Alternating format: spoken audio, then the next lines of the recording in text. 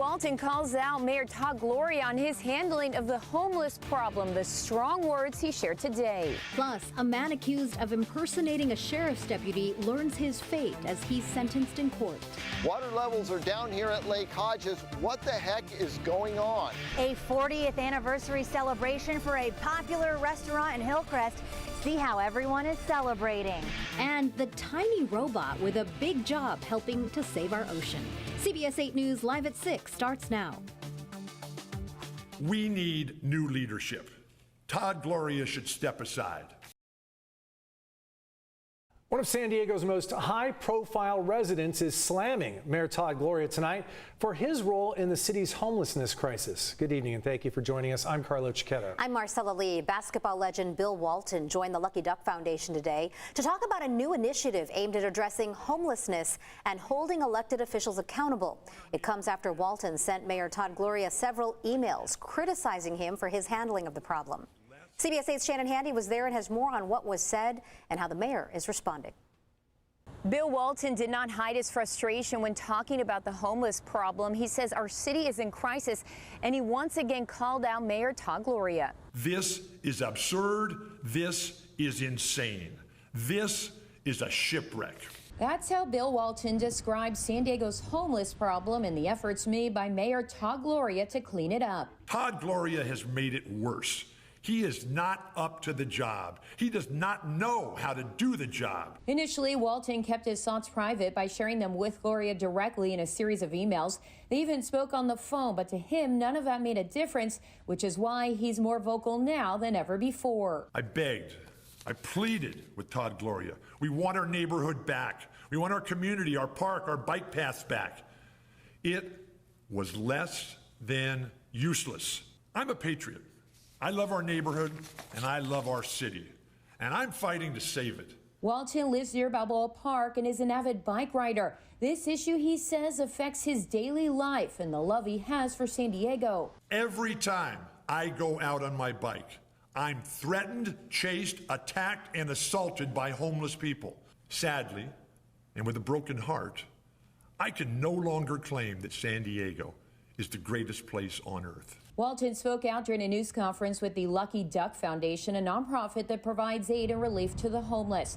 They believe getting people off the streets starts with more readily available housing, access to services, and enforcing certain laws. Today, they announced a new initiative called Shamrocks and Shipwrecks, which will routinely grade the county's 18 regional leaders on the job they're doing when it comes to addressing homelessness. The purpose is to showcase what is working so it can be replicated and what is not working so it can be corrected or avoided. In a lengthy statement shared with CBS8, Mayor Gloria's spokesperson said in part, today's news conference was simply a tantrum full of self-aggrandizing hyperbole and outright lies. San Diegans are frustrated with the worsening homelessness crisis, and Mayor Gloria shares that frustration. But unlike Mr. Walton, Mayor Gloria is translating that frustration into decisive, sustained action to improve the situation.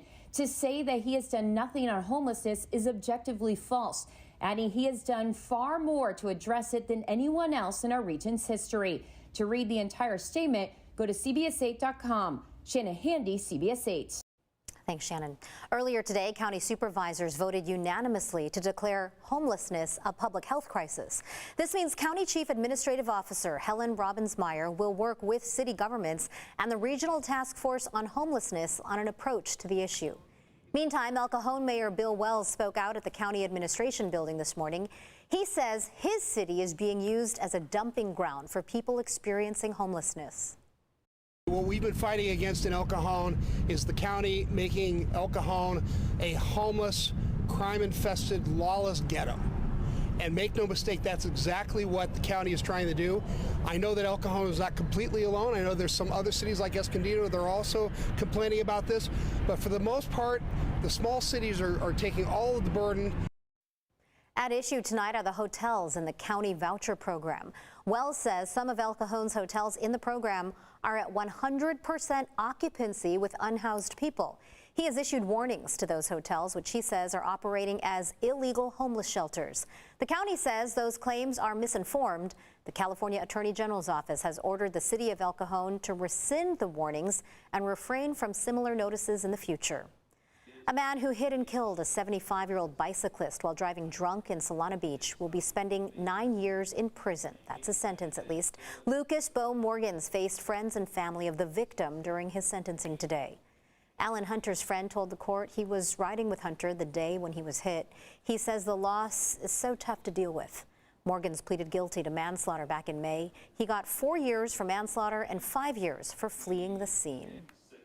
Sentencing in court just a few hours ago for an Oceanside man accused of impersonating a deputy and randomly pulling over drivers. Michael Carmichael was arrested in June after a police chase. CBS 8's David Gottfredson was in court where Carmichael saw the benefit of a plea bargain in the case. Deputy Public Defender David Knutson informed Mr. Carmichael, who's present in custody. This is the date set for sentencing. 21-year-old Michael Carmichael had been charged with 10 felonies for impersonating a sheriff's deputy and pulling over at least 7 drivers in the North County. He copped a plea and pleaded guilty to 1 felony count of impersonating an officer and 1 felony count of evading arrest. The rest of the felonies were dismissed. The evading arrest charge stemmed from an incident in June where a deputy drove by while Carmichael was on the side of the road in Fallbrook speaking to a woman he had pulled over. His Toyota Camry was mocked up to look like a police car.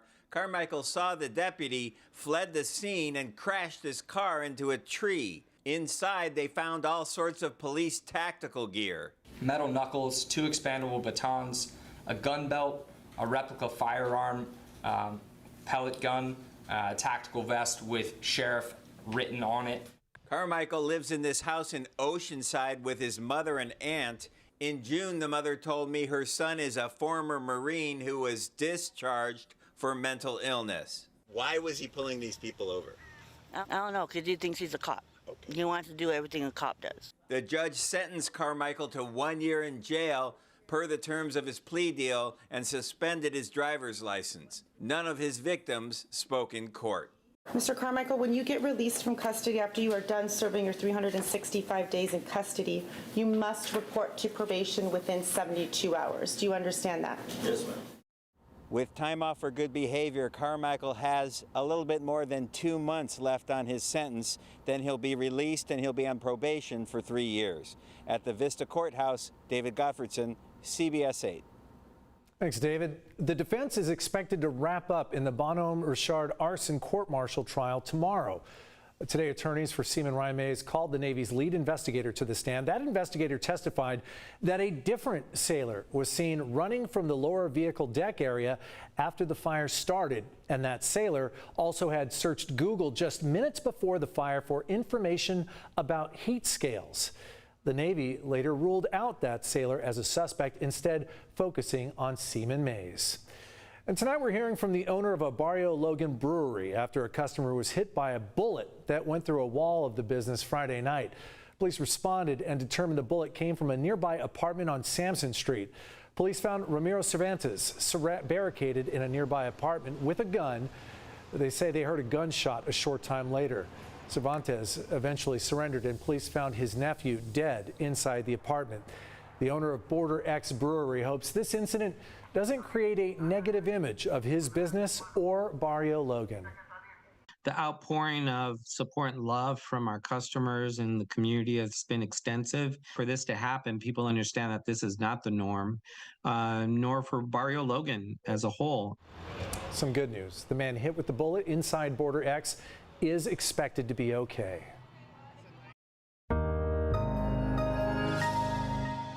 The calendar says it's fall, but don't tell that to Mother Nature because it's feeling a whole lot like summer. Or maybe she's the one saying it, you know. She's just messing with us right now. I'm not ready for fall She's yet. holding on to summer. A heat advisory is in effect along our coasts and an excessive heat warning for the desert area. Chief Meteorologist Carlene Chavis is in early with our current conditions and when we might see a little relief. Yeah, she is not letting up on that summer-like heat. That's exactly what we had today, and today was the peak of it, especially west of the mountains. And as we go into tomorrow's forecast, we're still holding on to the heat advisory as well as the excessive heat warning for the desert, and then when we go into the weekend, it's a different story. So taking a look at how we're shaping up with current temperatures, you got the 70s right along the coast. We also have 80s as well as 90s inland. We're at 90 degrees for Escondido, also at 86 degrees right now for Poway. That's the same current temperature for La Mesa. So still holding on to the heat by tomorrow, still under the heat advisory west of the mountains. That will go all the way until about 8 p.m. for tomorrow night. But you're noticing a downward trend as we approach the weekend, even going below seasonal. Now, and that's going to be the case, bringing us near to below seasonal, hitting that seasonal mark for the inland areas at least by Friday, and then going right under it. So I'll let you know why that's going to happen in your complete forecast. Carlo, Marcella?